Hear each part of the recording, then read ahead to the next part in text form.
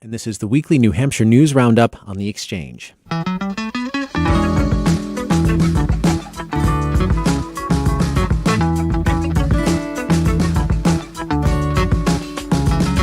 Democratic Senator Jean Shaheen announces she'll run for a third term. A few candidates for the Democratic presidential primary put their toes in the water. And the state GOP has a new leader who's charged with building up the party's bank account and uniting Republicans. These and other stories made headlines this week, and we'll talk about them in this hour. Give us a call. The number is 1-800-892-6477. That's 1-800-892-NHPR. You can also send an email to exchange@nhpr.org or post on our Facebook page at NHPR Exchange. That's all one word. We're also broadcasting a live video of this radio show. You can watch it at the Facebook page, NHPR Exchange. And here to talk about the week's news and answer your questions are Trent Spinner, executive editor of the New Hampshire Union Leader, NHPR's Josh Rogers, and Dean Spiliotis, civic scholar in the School of Arts and Sciences at SNHU. Everybody, thank you very much for being here this morning. Good morning. Thank you. Hey, Peter. Again, listeners, phone number for you to call to join the conversation to talk about the week's news, anything on your mind, 1-800-892-6477. So let's start by talking about Senator Shaheen. She announced her decision to run for re-election on WMUR's Close Up last weekend. I do intend to run again in 2020 and hope my first priority continues to be making sure that a government shutdown doesn't happen again, that in 3 weeks from now that we're not back where we were. So to make sure that happens, and then to continue to focus on what I'm hearing from people in New Hampshire that they want to see. So that's Senator Shaheen explaining her decision to run again for a Senate. Dean, what do you think? Is this a surprise? No, it's not a surprise, and she probably got tired of hearing all of us say that she was likely running for re-election again. I think it was pretty clear that that's where she was headed. As we know, she was elected governor in 1996 through 2002. She lost to John Sununu, the younger John Sununu, in 2002 in her first Senate run, and then defeated him in 2008, and then Scott Brown in 2014. So I think this was expected. And the big question is who is going to be her competition on the Republican side. People have suggested it might be an opportunity for Governor Sununu to run, although he has said he's interested in focusing on being governor. And of course, the other individual who's often mentioned who was defeated by Maggie Hassan for the other Senate seat is Kelly Ayott, who's been a little bit out of the public eye lately, but has been quite busy serving on a number of boards and looking into and involved in other kinds of business opportunities. So she could conceivably come back. The only person I've heard mentioned regularly so far is Jay Lucas, a Republican businessman in New Hampshire. He actually ran against Jean Shaheen for maybe 98, one of her re-election bids, and she beat him, I think, relatively comfortably. More than 2-1. 2-1. Okay, so more than comfortably. Yeah. Yeah. So, Josh, how do you think? How favorably or unfavorably is she positioned for 2020, or is it too soon to tell? Well, I mean, I think as Dean indicated, she's positioned pretty strongly. I mean, no politician in New Hampshire, with possibly the exception of the Sununu family, has the name recognition, with the exception of that one loss to John E. Sununu in 2002, which was a reasonably narrow loss. I think it was 20,000 votes in a big Republican year.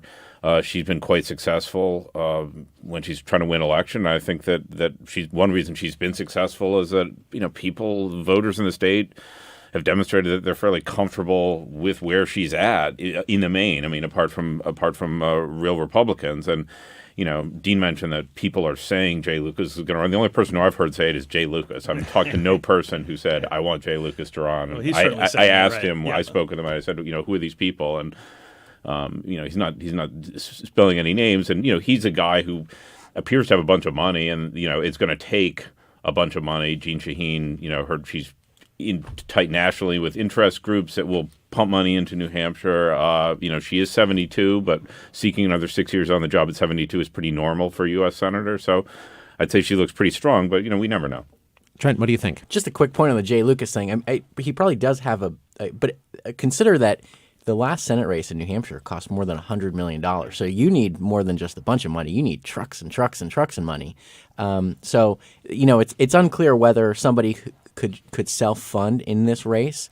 The other thing that, we like to read into every single thing. So one of the things that was interesting to me watching this rollout, and you heard, the announcement was kind of subdued.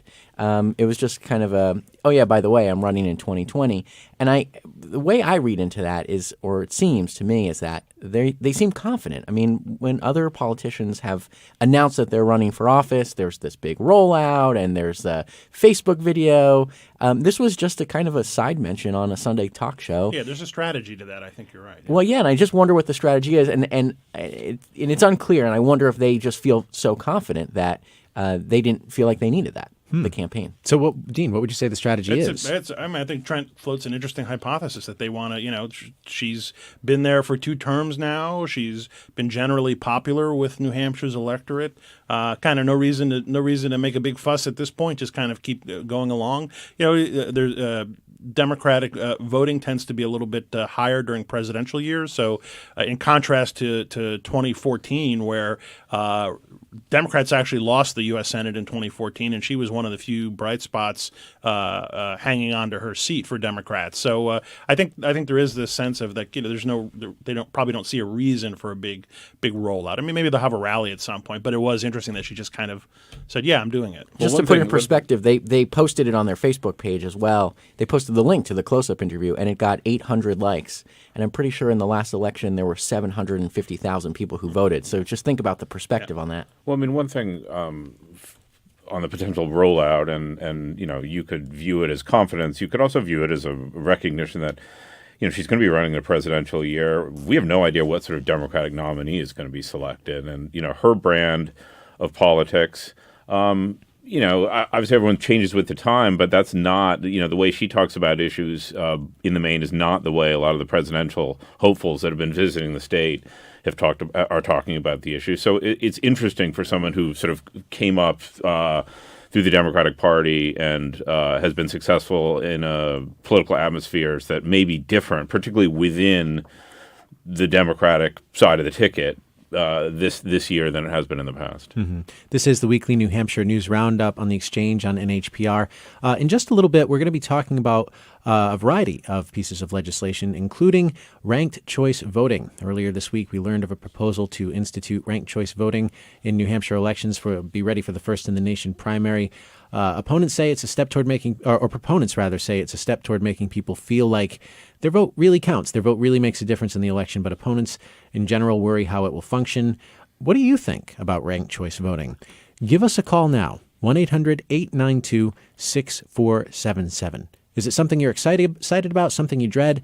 1-800-892-6477, or send us an email, exchange@nhpr.org. We'd love to bring you into that conversation when it starts. But before we get to that, I do want to talk about another thing that happened this week in the news, or rather late last week, which is that the New Hampshire GOP elected Steve Stepanek as its new leader. And at the gathering of state GOP members, NHPR reported there was quite a bit of frank talk about the state of the party. And here's Governor Christina speaking about the importance of fundraising in elections. But let's talk about money for a second. If you are not willing to raise or give some money, you better reconsider what you want to do with leadership in this party. It is about the dollars. Make no mistake about that. And new party chair Steve Stepanek spoke at the annual meeting in Derry, and he talked about what it's going to take to bring the party together. I cannot do this alone.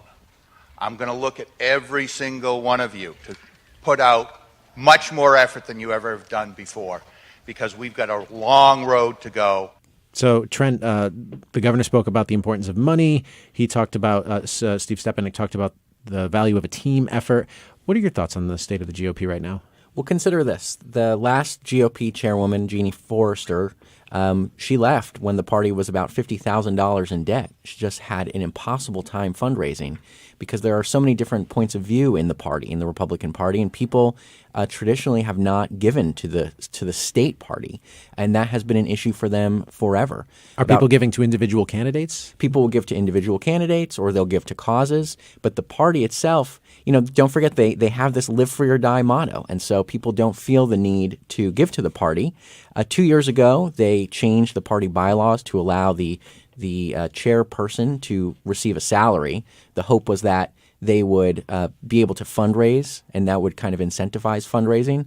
At this most recent meeting, they changed that to compensation, thinking that maybe they could do some sort of commission plan for the new chairperson.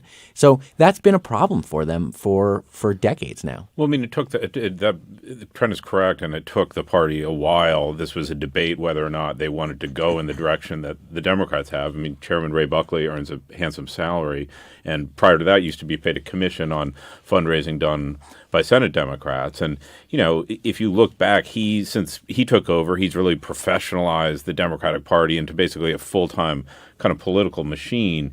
And, you know, some of this, there's a live free or die attitude, but there's also the fact that there's been, I think, 11 chairmen in the past 16 years. And that math may not be exact because there have been a couple interim moments when Wayne McDonald was chairman in there. And you look back even to the phone jamming settlement and the lawsuit after the Republican Party phone jamming in the 2002 Senate race between Johnny Sununu and Jeanne Shaheen. And, you know, that went to court and Republicans were forced to pay the Democrats. And that certainly made it hard for them to raise money. And there have been good moments for the Republican Party since then and successful tenures by some individual chairmen. But, you know, you can look back there and say, well, that was a moment when the Democrats took their party and went in a much more kind of full-time professional direction. And Republicans have, due to philosophical differences within the party, due to, you know, organizational challenges, and due to just their history of having a more volunteer approach, have yet to catch up. Yeah, and there are a couple issues. You know, it's interesting to hear Governor Sununu talk about the importance of fundraising. He had been criticized for not being a prodigious fundraiser himself. It has not been his strong suit as a campaigner. It's difficult to raise money. The other potential issue here, and you know, Trent mentioned there are lots of different points of view in the party, but you know, in some respects, the leadership of the party has been very focused on Donald Trump. Steve Stepanek is a Trump loyalist. He was a co-chair of Trump's 2016 campaign. And Trump's very first event was at his house in New Hampshire. And we just had that movement recently to attempt to have an amendment that would essentially allow the party to endorse Trump, kind of get off of the sidelines in a potential presidential primary. So for those Republicans in the state who are not enamored of President Trump, and there are a number of them, they may be less likely to give money to the party if it's viewed as kind of a pro-Trump contribution. So I think kind of teasing out the other state offices and fundraising on the party in general versus what's going to be a big push again for President Trump in 2020. I think that's another challenge that they face. I mean, one thing Stepanek did say, I was at when he rolled out his announcement to be that he intended to win election as chairman, he essentially said, we're going to go where the money is, and the money is not in New Hampshire. We're going to go to Washington. We're going to try to align ourselves with conservative and GOP aligned interest groups that will give us the resources to help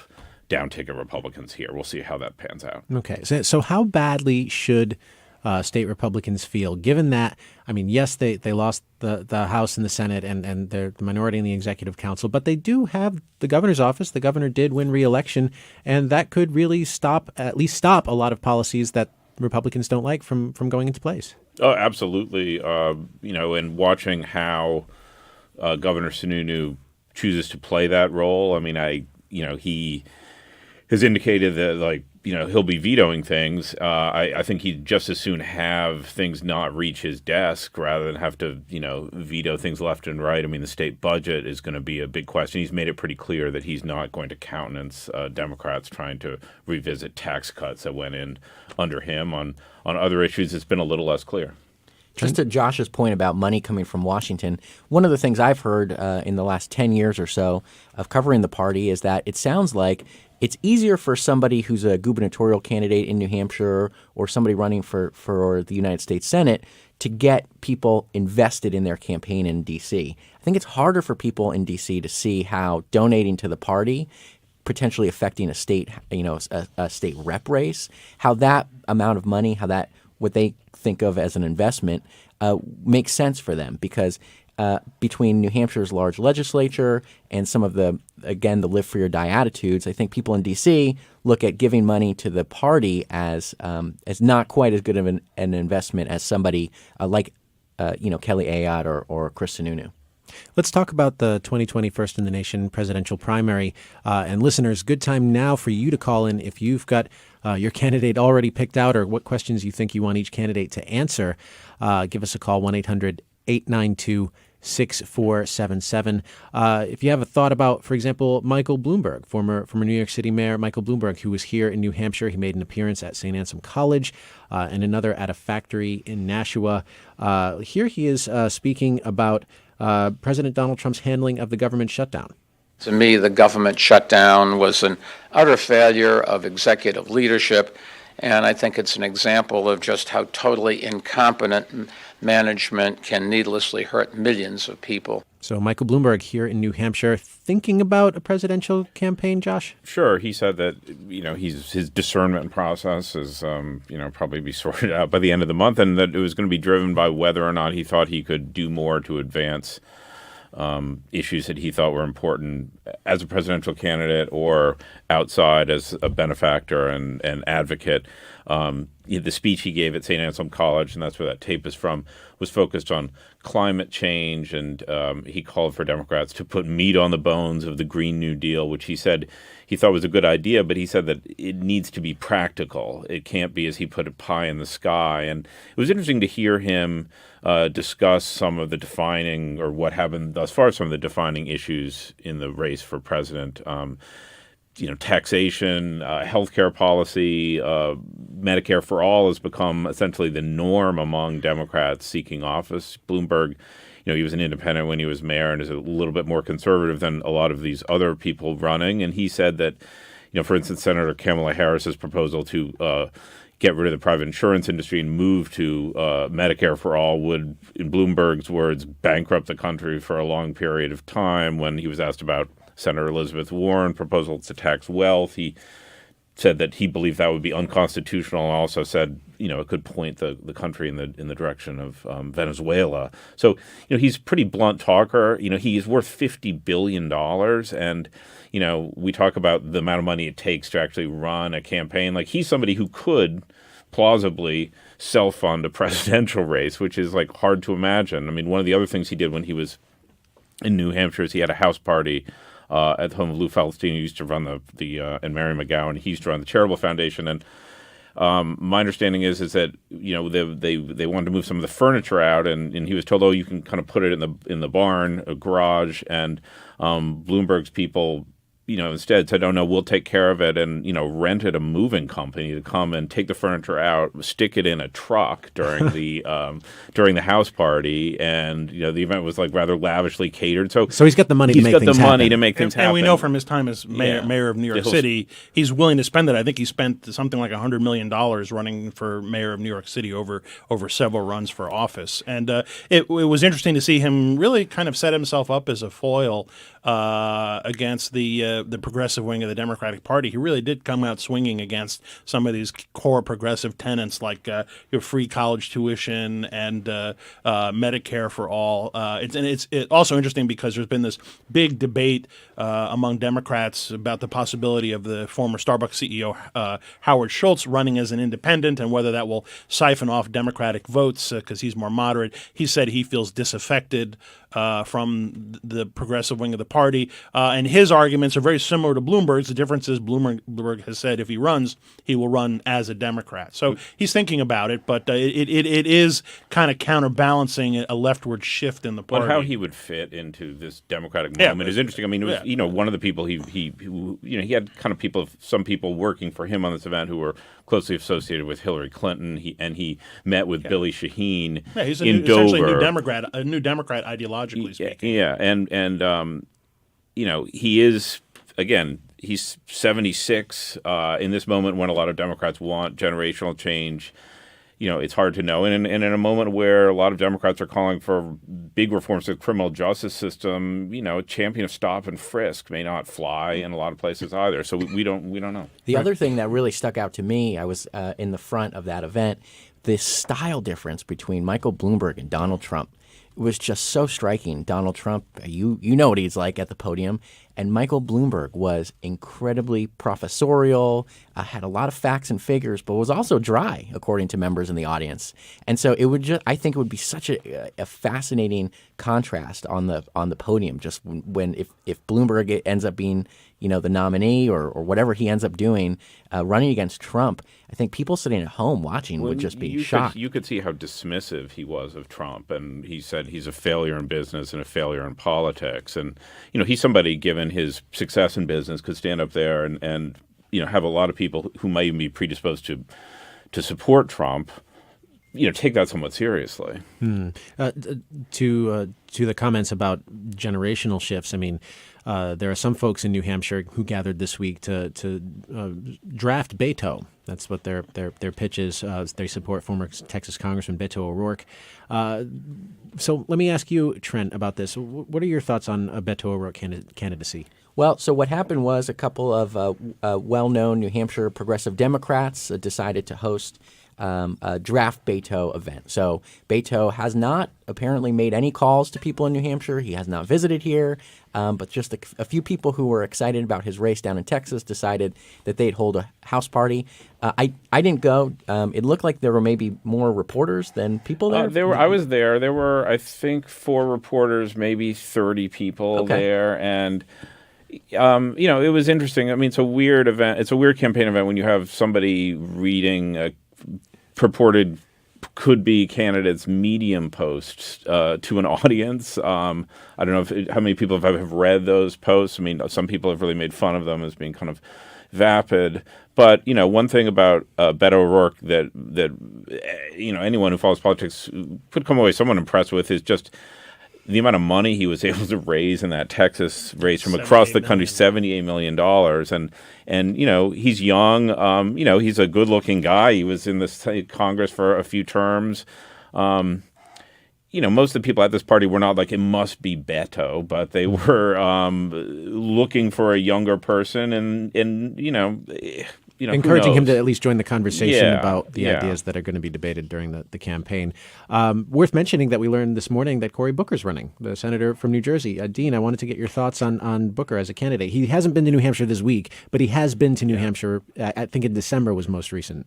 Yeah, again, this is not a surprise, and we had read that he wanted to time his announcement with Black History Month, draw on larger themes of civil rights and social justice and economic equality, etc. As you mentioned, he was up here last month, or it was a little while ago, but fairly recently.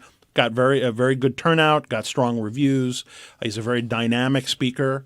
And so I think it's been expected that he was going to be in the mix all along, and so now we're going to get to see him probably on a more regular basis. Which is kind of the thing that makes me scratch my head about the draft Beto thing, which is that you have all these candidates who are I think we're about 1 year out from the primary. Potentially, like this week, we are 1 year out from the primary. Yeah. So you have all these people. Cory Booker already has Jim Demers, who helped run Obama's campaign in New Hampshire, on the books. And so people have been working at this for a long time now. They have a lot of those alliances already formed. They've already started fundraising. So it's actually getting late. It's moving fast. And it's faster moving than very it did fast. in 2016 for Republicans. Mm-hmm. Yeah. Well, we're going to continue covering this on this program and others on NHPR. Check NHPR.org for the latest on 2020 primary movements. But we're going to take a quick break now. When we come back, we'll talk about the Democratic plan for a paid family medical leave bill. Got a hearing in Concord this week. Some support it, some oppose it. Republicans calling it an income tax. Democrats say it's needed. We want to know what you think about this. The number is 1-800-892-6477. Email exchange@nhpr.org or post on our Facebook page at NHPR Exchange. This is The Roundup. I'm Peter Biello. We'll be right back.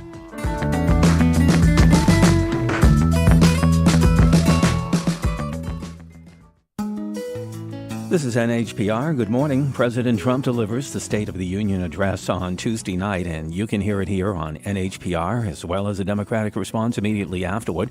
Special coverage of the State of the Union address starts Tuesday night at 8 on NHPR and NHPR.org. Support for NHPR comes from you, our listeners, and from the Wentworth Douglas Hospital Center for Weight Management and Bariatric Surgery in Dover, with information sessions for men and women. 833-WD-NEW-ME for registration. And from the New England Tap House Grill in Hooksett, offering a rotating selection of 48 craft beers on tap, many from local brewers, plus a beer club and mobile app to check what's on tap. Sunshine for today. High temperatures mid-teens to around 20 degrees. It'll cloud up tonight with lows single numbers either side of zero. Then tomorrow, mostly cloudy. North Country has a chance of snow showers during the midday. Highs tomorrow in the 20s. This is NHPR. Before we get back to the weekly New Hampshire News Roundup, we want to let you know about a show we're planning for next week. The Exchange is going on the road to the Nashua Public Library to have a conversation about the opioid epidemic in New Hampshire. We'll be looking at the extent of the problem as well as the resources marshaled to combat it. That's on Thursday, February 7th. And you can learn more about it and get your free tickets at nhpr.org/events. Right now, we're taking a fresh look at the events of the past week on the Roundup, and in the studio with me are Trent Spinner, executive editor of the New Hampshire Union Leader, Dean Spiliotis, civic scholar in the School of Arts and Sciences at SNHU, and NHPR senior political reporter Josh Rogers. So let's talk a little bit about ranked choice voting. Democratic Representative from Newmarket Ellen Reed is sponsoring a bill that would bring ranked choice voting to New Hampshire.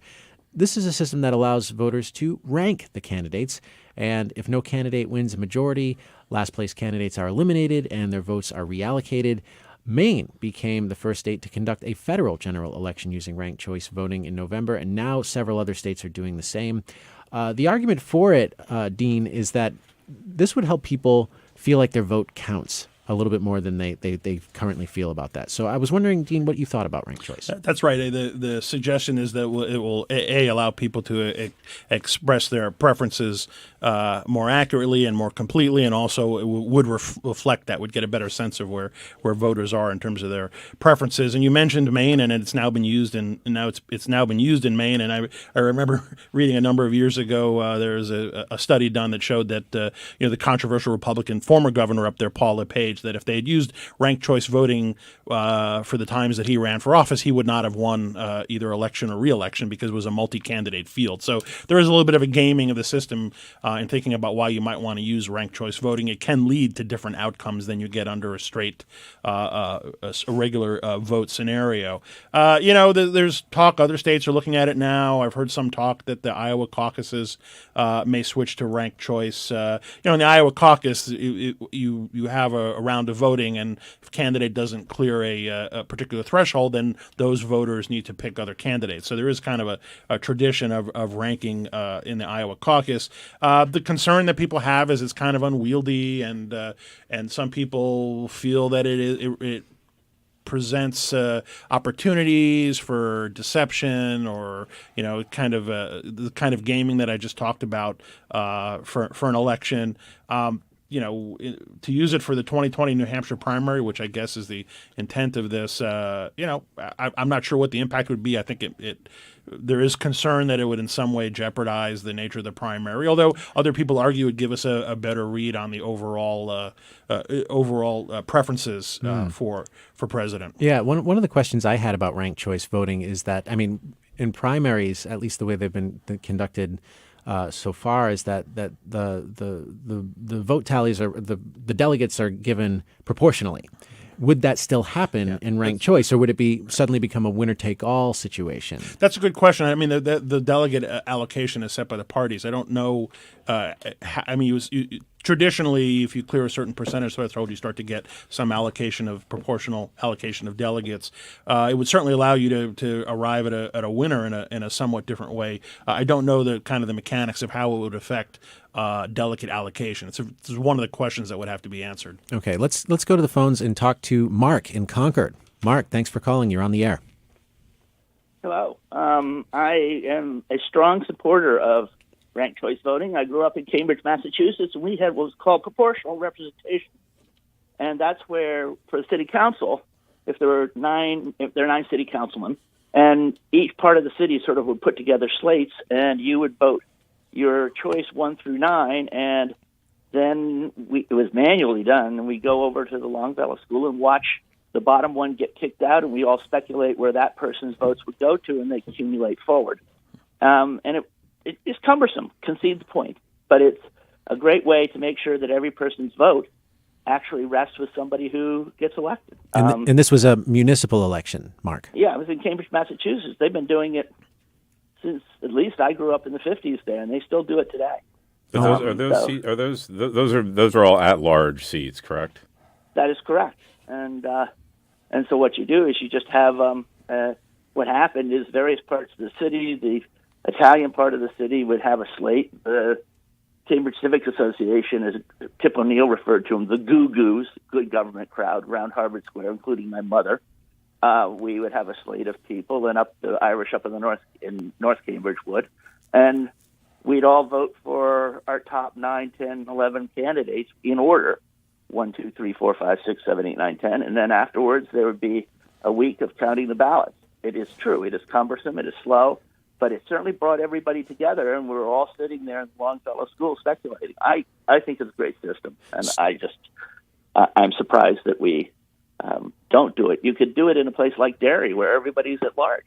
Huh. Well, Mark, let me put that to your comments to the panel, because, I mean, so essentially, yeah, it's cumbersome, but at least from Mark's experience, it does make you feel like you're a little more connected to the results. Yeah, I mean, one thing that popped into my head as I listened to Mark was he's talking about, ranking 9 different slates of candidates, or in another instance, having to rank 9 candidates. That puts a bit more of a burden on the voter in terms of information collection. You have to, if you're going to do this kind of thing, and you're going to try to base it on some sort of criteria or information, it involves more of an investment by the, if you give somebody a list of 5 or 6 candidates and say rank them.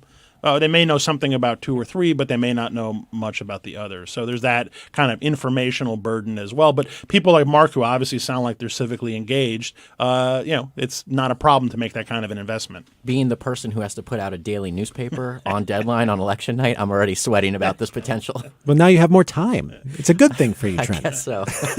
I would anticipate. I haven't covered this bill thus far. My instinct would be the legislature would tend to go pretty slow on something like this. So okay. We'll see. It's a big change. All right. Well, ranked choice voting, it seems to come up every now and then, so I'm sure we'll talk about it again sometime. But let's talk about a subject that's becoming the top priority for Democrats, and that's paid family medical leave. Senate Bill 1, a priority for Democrats. This bill would create a mandatory statewide program, would give workers up to 12 weeks of paid time off, time that could be used to care for a sick relative or a newborn. Of course, when it comes down to how it's going to be paid for, that's the primary political issue. So, Trent, I wanted to ask you about to talk a little bit about the way the Democrats want to pay for this. Okay, so there are 2 competing visions for how paid family leave should work. Senate Democrats want either employers or employees to pay half of 1% of every paycheck. So let's say you made $1,000 a week, you would have to pay $5, split between you and your employer, whatever the agreement is. That would allow you to take up to 12 weeks of paid leave. It would give you 60% of your average wage. There would be a floor of $125, and there would be a ceiling set at 85% of your average weekly wage. They would want everyone in the state to be a part of this pool, and they would ask insurance companies to look at the pool and say whether or not they wanted to run it, and if that didn't work, the state would do it. So that's version 1. The Republican version is spearheaded by Governor Sununu and the governor of Vermont, Phil Scott, and what they're proposing is to take the 18,500 state employees between both states and pay for their paid family leave. They would create the pool. They would bring in an insurance company, and both states, New Hampshire and Vermont, would pay to create that insurance pool. It would just be an added benefit for state employees. And their proposal, their idea is that once that pool is created, other people in the private sector would be able to buy in, but it would be their choice. And creating that pool of nearly 20,000 people would allow insurance companies to kind of have an idea of how much this would cost, and the state would say, we're paying for it no matter what. And once that is all set up, other people could jump in. And so is the Democratic bill then a non-starter if the Republicans sort of have this idea in mind, and Governor Sununu is the one who gets to sign off on this? We'll have to get through the legislature first. Yeah. And, this, as you recall from the gubernatorial race, this was a point of some friction. It was essentially, arguably the basis of Molly Kelly's not so successful bid to oust Sununu, but she certainly raised the profile of this issue. You can recall the governor was on tape calling paid family leave vacation, and that became sort of a headache for him politically, and he had given some support to a bill pretty similar to what the Democrats are proposing now, until it got to the state Senate. And they slowed it down because they claimed it couldn't be actuarially verified. But because that bill didn't mandate that everyone participated, it's hard to do an actuarial analysis when you don't have a good sense of what the population would be. You know, the Democrats would say that the proposal that they're putting forward now aim to take some of the governor's concerns to heart, i.e. having potentially private insurers manage the back end of this. This was something that the governor said he didn't want to create a bureaucracy. You know, right now the talk is that, you know, anything that's like a payroll deduction, Republicans are saying essentially amounts to an income tax. Democrats, and is that line going to kill this? Well, I don't know. Democrats, well, we'll see what happens. I mean, I think there is some political, I think 5 states have some form of paid family leave. I think it's demonstrated that it's somewhat a popular idea with the people. You know, Democrats were quite dismissive of the governor and Governor of Vermont's plan, saying essentially this is a non-starter with us. So that's kind of where we are. And here's the thing. If nobody moves, the governor's plan does not have enough votes to pass in the Senate. And if no one moves in the Senate, they don't have enough votes to override a veto. So the question is whether there can be some negotiation and whether they can meet in the middle. But these plans are so different. It's unclear if that can happen. It's just fascinating to me. I keep going back to the 2016 election when you know, whenever we asked Democrats and Republicans to name something that they could work together on, it was they mentioned kindergarten, universal kindergarten, and then also paid family medical leave, and that this was one area where there would be a push for bipartisanship. And as always, I remember saying the devil's going to be in the details here. And I think now this feels like it's starting to deteriorate a little bit with Republicans, calling the 0.5% payroll tax and income tax, and Democrats saying that the Sununu's plan to pool with Vermont is a cop out in terms of providing the benefits in a way that won't put small businesses at disadvantage cost wise. And so, as Trent said, I'm really wondering where they go from here on this. Mm-hmm. Well, listeners, we'd love to let you know about a show we're putting together for Monday on paid family medical leave. We'd love to have your comments to help inform that conversation. So send an email now, exchange@nhpr.org. And of course, tune into the Exchange live at 9 on Monday morning. So now is the time also to ask questions if you have those about the week's news. If you have comments about the week's news as well, the number is 1-800-892-6477. The state Senate voted yesterday to spend $9.5 million to reduce the number of people stuck in emergency rooms waiting for appropriate mental health treatment. The bill would bump up reimbursement rates for some hospitals and also fund construction projects to add beds to other hospitals. The bill passed with mostly Democratic support, and Republican Minority Leader Chuck Morse did speak out against it. But Trent, what's the debate here over this? The debate is just how much it costs the state.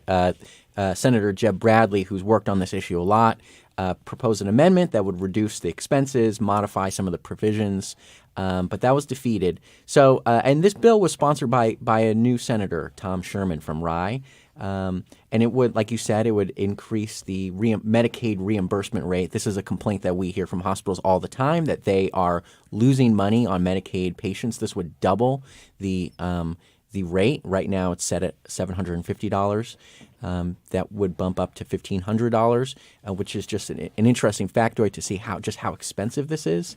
And there are a bunch of other changes. They also would create 2 new 10-bed units just to help with the number of people that can be treated at any given time. I mean, the capacity issues at hospitals and the fact that people seeking mental health treatment, some under great duress, can be hanging out in emergency room kind of holding areas for literally weeks at a time, is something that, politicians on both sides of the aisle have said, ought to be addressed. Governor Sununu made a point of talking this up and taking some action last legislative session on this. It would be interesting to see where we end up on this. This remains a topic of interest for the governor and Republicans. The governor indicated that he would prefer to do this within the budget. What the Democrats are doing are pushing, saying, like, this is a crisis. We need to act now. There's money in the rainy day fund. Let's take action.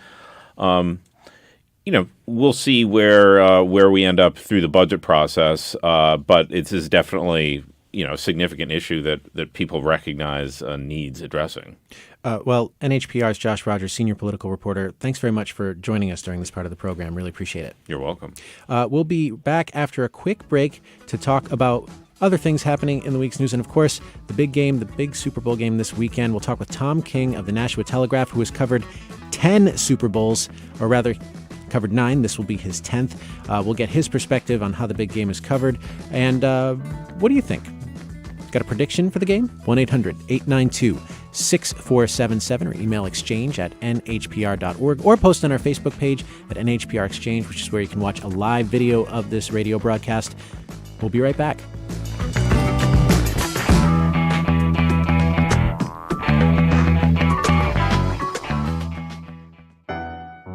Dedicated listener Joanne Hardin of Rye has included NHPR in her will and trust. It may not be the biggest trust, but I want to be able to pay back what I feel I've received so the people coming after me will be able to enjoy that. Leaving a gift to NHPR is an inspired way to support an organization that has enriched your life and that of others in your community. To learn more about including NHPR in your estate plans, go to nhpr.giftplans.org. Support for NHPR comes from you, our listeners, and from Martins Point Healthcare, providing care and coverage to the people of New Hampshire and Maine, offering Generations Advantage Medicare plans. GenerationsAdvantage.com. Sunny for today, high temperatures mid-teens to around 20 degrees, then clouding up tonight with low temperatures single numbers either side of zero. This is NHPR.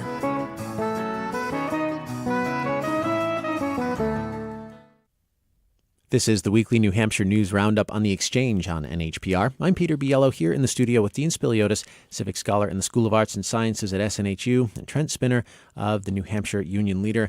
And joining us now for this part of the program is Tom King, sports writer for the Nashua Telegraph, who is in Atlanta covering the Super Bowl for the paper. Hey, Tom, welcome to the program. Hey, thanks for having me. So how are things in Atlanta? What's going on in the week before the Super Bowl for folks like you, for reporters? What are you up to? Getting on shuttles, to buses, to hotels, back to shuttles, back to buses. Sounds like a blast.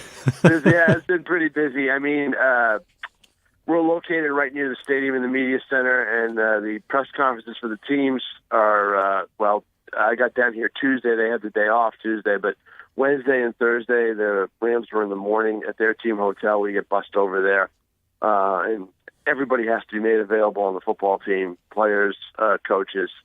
So you have instant access for about an hour.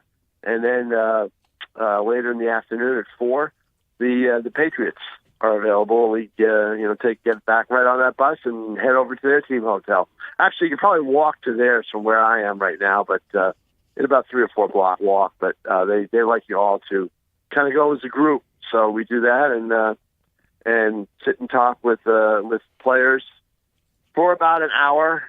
Usually Bill Belichick will speak, and a player like Tom Brady, a prominent player like Tom Brady, will speak in a press conference setting. Mm-hmm. And then right after that, or towards the end of that, all the players come out into a ballroom area, and there's tables set up, almost like a wedding.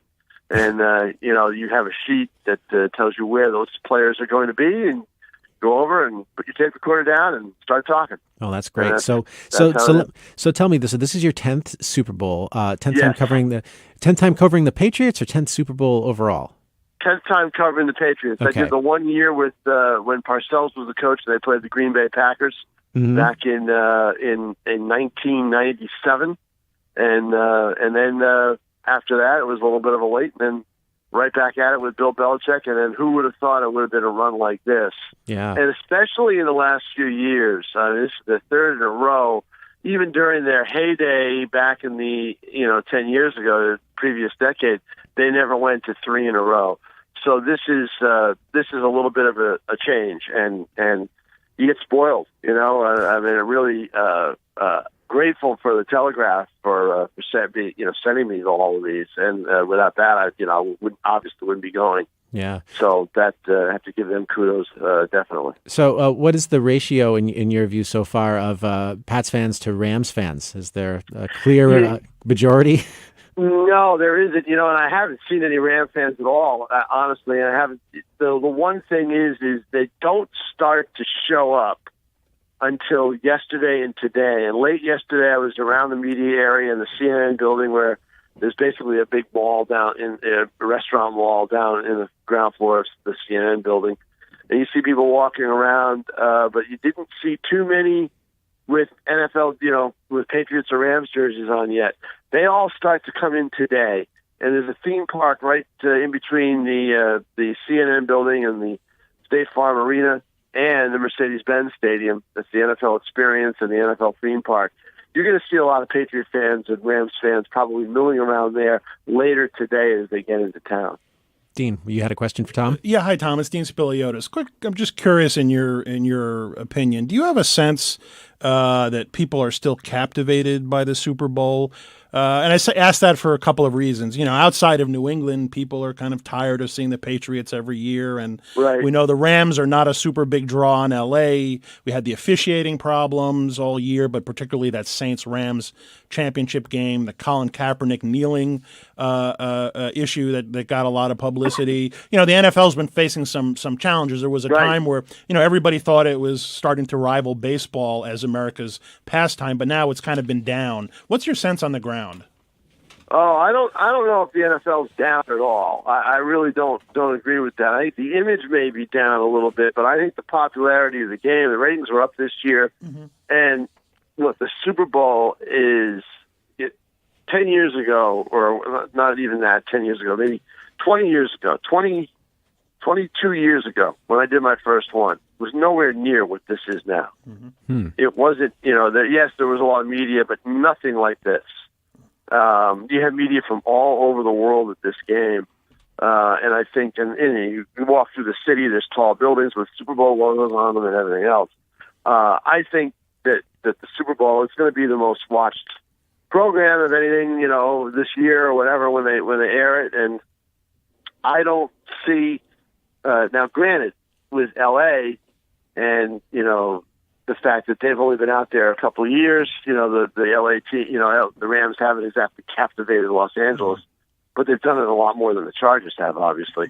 I think that may be an issue, but everybody talks about what the crowd is going to be like at the game. I think there'll probably be more Patriot fans, but it's a corporate crowd. The Super Bowl is a corporate event. What do you mean by that? Is that because it's so expensive to get there? Yeah. Yes. Oh, yeah. It's expensive, and companies are buy up tickets, and it's you're talking four figures a ticket. To the average price right now is I think I saw somewhere around $25 or $2,600 per ticket. So now tickets may be more readily available now than they have been in past years. But I think that's more due to the cost than it is the popularity of the game. Mm-hmm. Our reporter did a story, our business reporter did a story about what it would cost to go to the Super Bowl if you're from New Hampshire. It turns out about 3 or 4% of people who are at the Super Bowl are actually from New Hampshire. And it would cost, he did all the prices of going through StubHub, getting the tickets, the hotels, the flights, and it would be about $8,000 for two people. And he talked to a travel agent who booked a family of four. The travel agent was able to guarantee them 4 seats together, a flight from Manchester, and the total price of that trip, $25,000. Wow. Yep, exactly. No, that's exactly it. Now the flights to Atlanta haven't been that expensive from what I've seen, and especially if you kind of took a chance and booked it a while ago, to get down here, and if you wanted to gamble that way. But any Super Bowl city, the Super Bowl is an event that the city really has to capitalize on financially. Otherwise, it's a failure. So what you see is for all these hotels is the prices are completely jacked up. There's been rumors down here of hotels that usually charge $79 a night. They're charging $800 a night for the weekend. So, I mean, that's incredible. And even with the media, I noticed in the last couple of Super Bowls, they shut off the shuttle service at 6 p.m. Now, there's a lot of media still working in those workrooms beyond that. But they do that probably so that, the cabbies and the Ubers and Lyfts and everything else can capitalize on that. And I think, again, it's all about, the Super Bowl, again, it's a corporate event. And it's all about dollars for the city that is hosting it. It brings in a lot of money. And if your city gets one, then, wow, you're probably going to plan 2 or 3 years ahead of time after it's been named.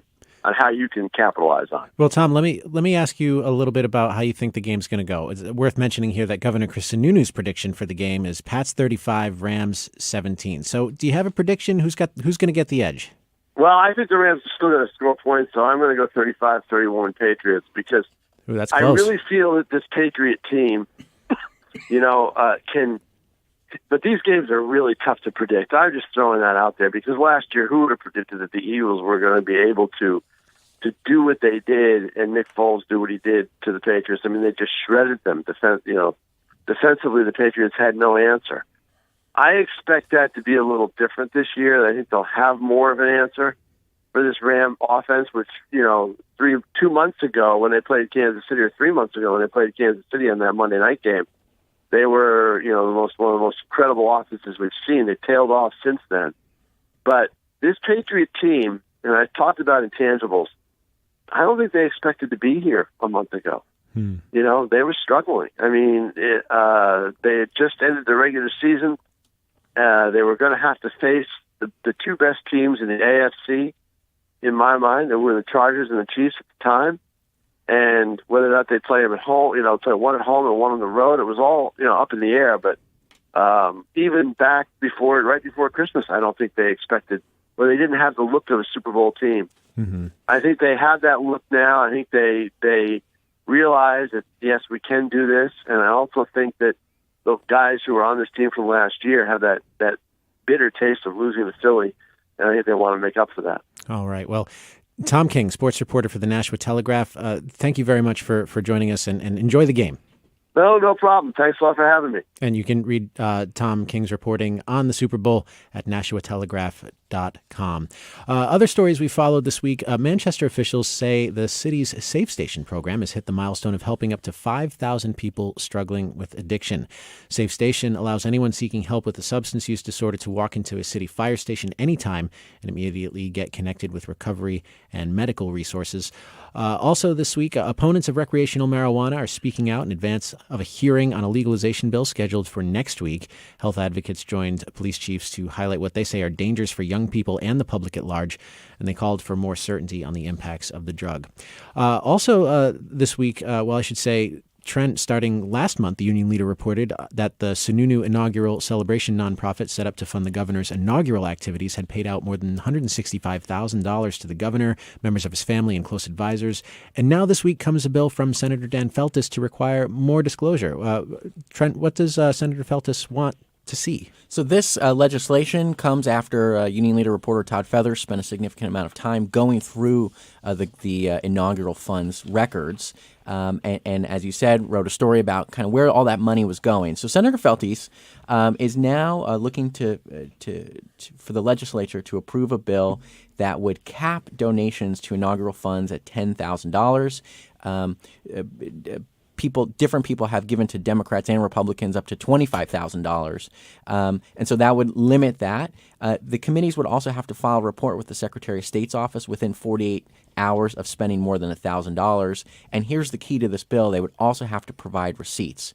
Senator Feltus, part of his concern with what the governor's inaugural did was they did not the state law now says that they have to tell people, here's how much money I spent, but they don't have to break it down for receipts in any way. So when Governor Sununu's family members or close political advisors were getting paid, there was no breakdown of exactly why they were getting paid or what services they produced. Mm-hmm.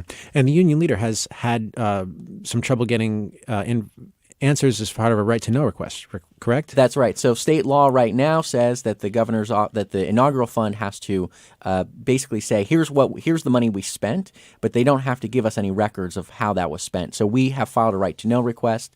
The governor's office denied it, said that they had executive privilege and that those records were not that they didn't have to disclose those under the law. So what's the next step for the union leaders reporting on this?